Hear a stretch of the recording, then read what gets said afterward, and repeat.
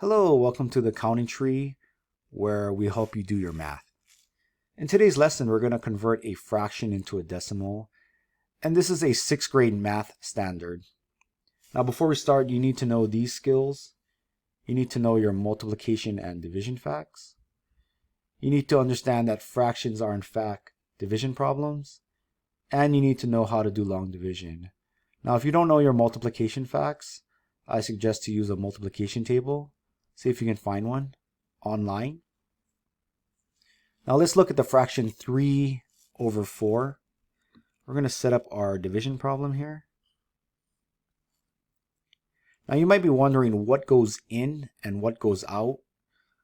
And one easy way to remember that is the top number is always in and the bottom is always out.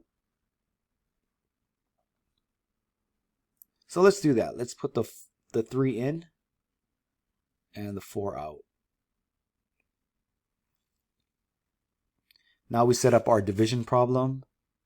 So the first thing, we got to figure out what number times 4 is 3. Now 4 is larger, so we can't do that. We're going to have to put an X here.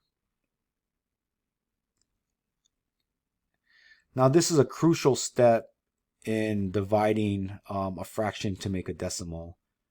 We have to extend it. So 3 can also be 3.0. And that'll give us the number 30. Now when you divide a whole number by a decimal, you have to line up your decimal. So line up your decimal here.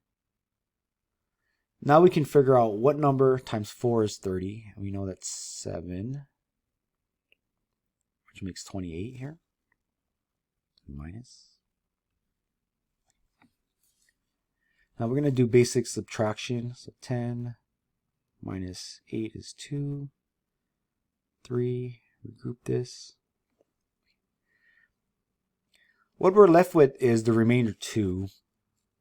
And we don't want remainders as much as possible. Now there's going to be remainders in future lessons, but right now we don't want a remainder. So we're going to extend this problem again, add another 0.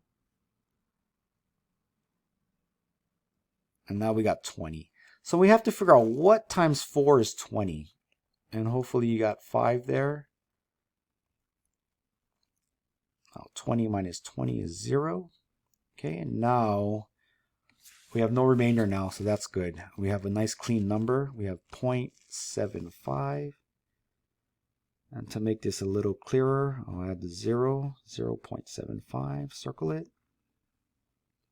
And that's how you convert a fraction into a decimal. If you need more practice, there's going to be a link on the bottom that'll take you to some free worksheets on Teachers Pay Teachers. And stay tuned to the next lesson where we're going to convert fraction into a decimal, but we'll do it with, we'll have a remainder.